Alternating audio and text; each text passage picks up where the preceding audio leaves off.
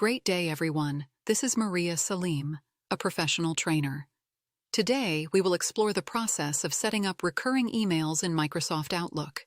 Imagine the need to send regular reminders to your team for monthly expense reports, or perhaps annual birthday greetings to your loved ones.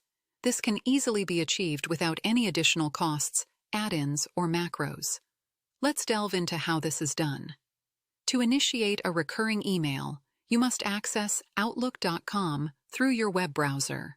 The steps for creating this setup are on the web, but you can send these emails from anywhere.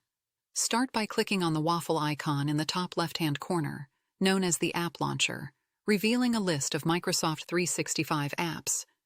Scroll down and locate Power Automate, a tool for automating various processes, including recurring emails. Click on it to proceed.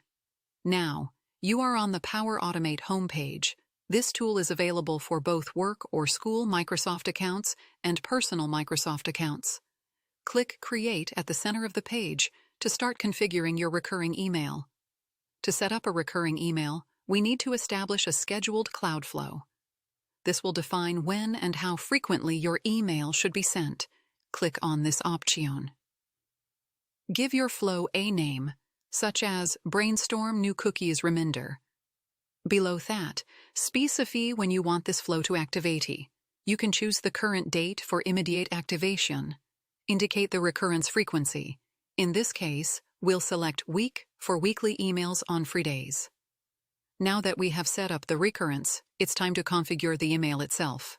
Click on New Step and choose the operation. Since we want to send emails, select Outlook.com from the available connectors. You can now enter the details for your recurring email, including the recipients, subject, and message. Additionally, you can explore advanced options to CC or BCC recipients or add attachments. Once configured, save your settings. The flow is now ready to send out your recurring emails every Friday at 8 a.m. You can also test the flow to ensure it works as expected. This approach can save you time when it comes to sending repetitive emails. However, it's important to remember that for personal and heartfelt occasions like your mom's birthday, a personal touch such as a phone call is irreplaceable.